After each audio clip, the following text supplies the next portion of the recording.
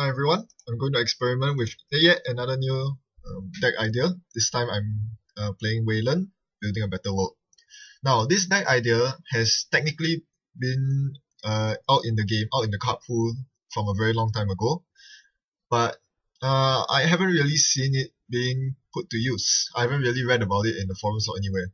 So um, I came up with this idea and I see just how well it can work. This deck is completely based off one card, Off the Grid. Off the Grid completely prevents a runner from running on a remote server unless they make a successful run on HQ. So from that, I think to myself, if I can completely secure HQ, ward the runner off completely, I can easily score my 3-point agendas for free. I mean, not for free, but without any worry, and that's great. So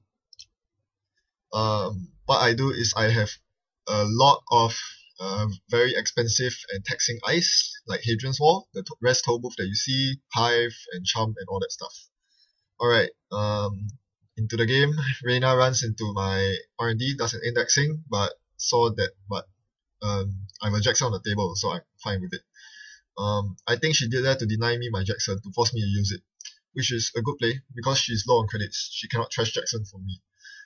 Alright, so one of the cards that I'm using from Honor and Profit is Medical Research Fundraiser. It is a transaction, so by playing it, I'll gain 6 credits and the runner gains 3. I don't really want to help out my opponent usually, but since I'm gaining 3 more credits than an opponent, I still come out ahead. And more importantly, it gives me a very huge advantage, because with an off-the-grid deck, you can actually threaten to play early. You notice I also run Oversight AI, and this card immediately causes the game to transit from the early game to the mid game. Early game you are weak because the runner can run as much as they like on R&D without worrying at all. But the moment you Oversight AI a couple of pieces of big ice and the rest of your ice, they can't get through your servers and the mid game has hit. This is when it's time to shine. This is when it's time to install your off the grid, res it, and start scoring your agendas. Basically this deck looks to accelerate reaching this point and finish off the game before the runner can assemble the entire rig to start running HQ, trashing your off the grids, or locking your R&D, causing you to not draw the agendas that you need. I have a lot of burst economy, transaction economy, which goes well with Weyland ID. Now I'm up to 18 credits, a very, very good credit level, and my HQ is I start very nicely.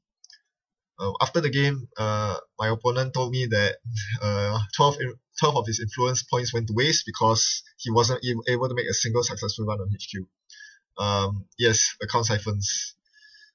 The good thing about an off-the-grid deck is that it simultaneously protects against account siphons, which is always great. You don't want the runner to get too rich. I mean, they'll certainly earn some money from your medical research fundraising, but you should be able to outspeed them and score agendas before they can make use of that money well.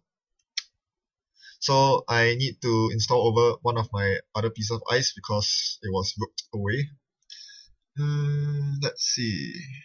Yes, I'm drawing a lot, but I turn up no agendas. I'm actually digging for agendas, surprisingly. I need agendas because I need to start scoring them so that I need to score agendas before the Reina Roja gets her rig out.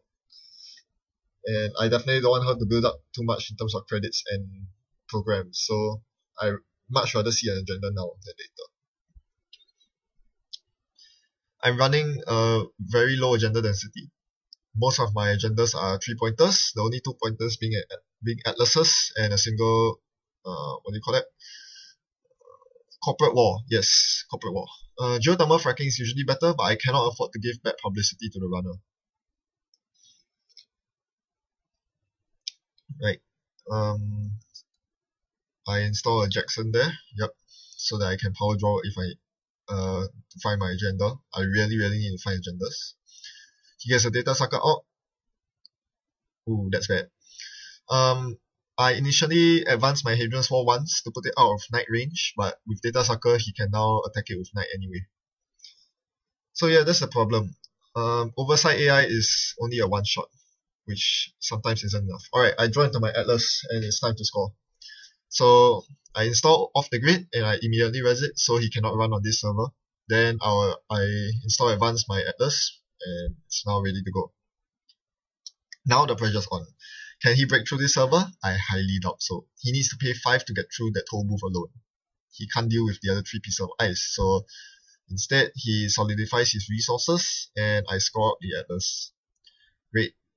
And the off the grid is exactly like an NBN Sensen city grid. You have to trash it. In other words, you have to run HQ. You need to get into HQ and trash it. Otherwise, I'm going to start scoring more agendas. Unfortunately, I don't dig any out. I'm pretty low on credits, so I immediately use my Atlas token to fetch a hedge fund, which I desperately need. And since I got an archer, I res it. So I can see he was planning to assault R&D next turn. He has the same old thing out to index again. And even though I have a Jackson out, I'm not comfortable with him assaulting my server. So definitely need to stall him there. And he parasites down my hive. Another reason why I needed to protect R&D is because hive just lost 2 subroutines the moment I scored the Atlas. So that was quite important that I continue icing up R&D. So I continue power drawing. I think I made a mistake here. I should have drawn with Jackson Howard instead of manually drawing. But I think I didn't want to give it away because I could sense an index incoming. And sure enough, he did. He indexes me, uses 4 Overmind tokens. Yep. I was just about to get to that. 6 Overmind tokens thanks to Deep Raid. That's a very good synergy and the reason why he played it in Reina Roja. So he destroys both of my eyes in one fell swoop and indexes me. But I feel safe because I know I have a Jackson Howard out. Ready to use if need be. He doesn't run again. He runs on archives to get more data sucker tokens. I was very surprised by that.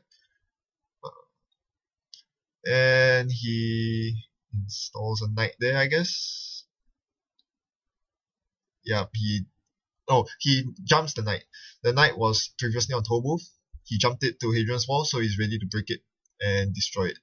Yeah, that's one thing I don't really like about Oversight AI. It's very good for catapulting you into the mid game, but once mid game rolls along, you don't really want to. Oversight AI is just a one. It's not very effective. I mean, yeah, it's a one use and it consumes 2 of your cards. And once the ice is broken, that's it. It's gone. Nothing else to protect it. That's why my R&D collapsed from 2 ice to 0. Alright, so he's playing Joshua B and getting 5 clicks. He uses one of them to destroy my Hadrian's Wall. He's definitely attempting to trash my off the grid here, but my hive stops it. He cannot break through all the subroutines. He doesn't have enough credits to break through all the subroutines and still pay for toll booth, so his run ends.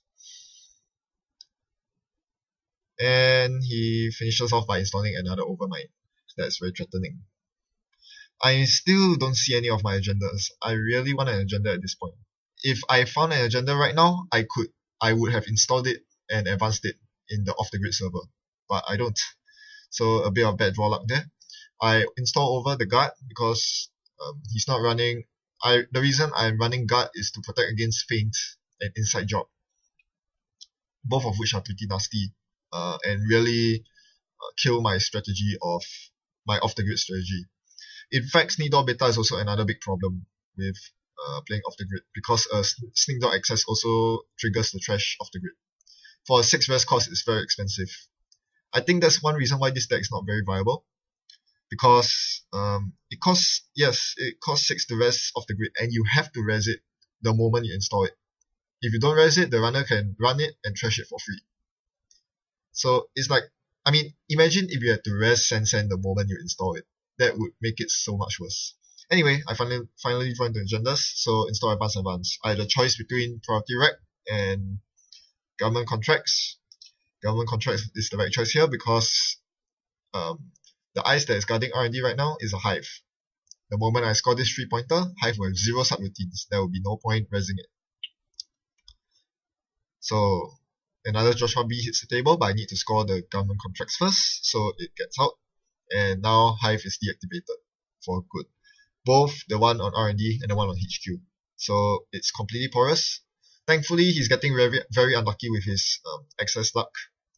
He then attempts to run on my Jackson, at which point I reshuffle in some badly needed economy. I only have 2 credits now. Even with 12 transaction cards in my deck, yep, I can still run very low on economy because it does cost quite a bit to res all the toll booths, hives, and whatnot. I have a couple of archers in my deck, but they all have to be res through priority requisition or oversight AI because I don't have any archer fodder. There's no way I'm going to sacrifice 2 agenda points just to res an archer. That is completely not worth the money. I mean, worth the ice. Alright. So now he's in a bit of a pickle. He elects to run so that he'll gain more data sucker tokens. I'm getting quite worried because if he has a good stock of data sucker tokens, the amount of credits he needs to make one run through HQ is very low. If running through HQ is cheap, what he can do? He can easily trash my off the grid, and if I'm trying to score agendas there, that's it. My off the grid is gone, and my agenda is left completely exposed. So he spends his last click running just to trash my Hadrian's Wall. A pretty wise move. That's the weakness of oversight AI. So I quickly get up to creds and continue securing HQ because I really cannot afford to get my off the grid trash. If it gets trash, not only do I need to spend another click to install a new one, but I also need to pay 6 credits to do so. He gets another data sucker out, so it's like a security testing now. Every run he makes, he gets essentially 2 credits to use for overmining. And he makes a run on R&D. Now I cannot rest the toll booth that's in front, so he breaks the other toll booth for 5, which means I lose my off the grid. Oh, it pains me to do that. Man. Yep. So that's that. Thankfully, I draw into a beanstalk. More money. But instead, yes, I need to trash the Joshua B because 5 clicks per turn is a no-go. I'm also not drawing to any of the ice that I need to keep him out of R&D, so he's getting free accesses every turn. It's not good for me, but thankfully he hasn't found anything yet. So I draw into even more economy, which I'm very happy to see. But that's not what I need. I need ice to secure my servers. Actually, this is a very good scoring window because he only has 1 credit to his name. But that's the other problem. I cannot score a priority requisition like that. What I need to do is to install off the grid first, and then on the subsequent turn, install advance the priority rec. So the moment I install off the grid, I'm actually giving the runner lots of time to react. I think that's one reason why this deck archetype isn't so viable, because the runner can see it coming in advance. You really need to push through with brute force way before the runner gets any semblance of a rig setup. So I draw into even more economy, and here I go. I install the off the grid. So this tells the runner, you have 2 turns to make magic happen. You have 2 turns to get your economy going, or to trash my stuff by running HQ. Alright, so he runs R&D instead because it's porous, which is the right choice, and scores 5 points right away. Does he score the last agenda? Does he? Nope. Okay. Game doesn't end there. I'm looking to score the priority requisition in my hand for the win. I would much rather score an Atlas, but I don't really have a choice at this point. So he has 3 credits. I decide to not score the priority requisition. Why? Because it would cost me 9 credits to res the toll booth and the charm, plus 1 due to Reina's ability. This leaves me with no credits to finish scoring my priority rec. I had to draw to get the Atlas, so I could put the Atlas in and try to score it for the game next turn. But of course, that didn't happen because he won the game with an R&D access. Even though I tried to shuffle in some economic cards back into R&D with Jackson, he still managed to hit the last lucky agenda. But all in all, it was a pretty fair game, and 2 very interesting deck types that you see. I'll talk about the Anarch one. His deck apparently was played by one of the was played in one of the regionals, and apparently it went 8-0, which is very, very impressive for any Anarch deck. Because, as we all know, Anarch decks are very inconsistent. This particular deck has very weak economy and no card draw. So he spent most of his turns drawing cards and clicking off Armitage. What his deck had was 3 account siphons, which is nice. However, he couldn't get a single siphon off at all, so he was dirt poor the entire game. He runs a whole Swiss army of programs. He has Kai'Sa, he has Viruses, he has the Anarch Breaker suite, and of course Overmind.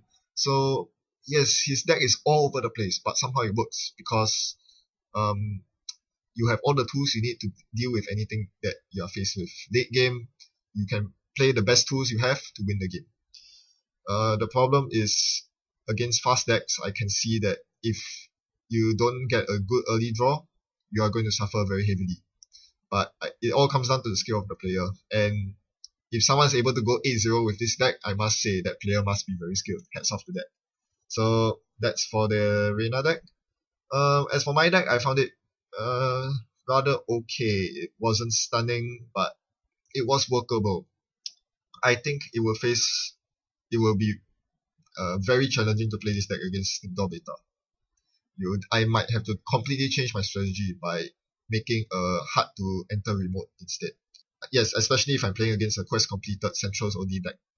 Making a hard remote would be the best choice. Alright, that's all I have. Thanks for watching. And maybe you should try some deck ideas of your own, because there are still many, many different deck archetypes to be explored. I'm just scraping the surface of the iceberg. See you around!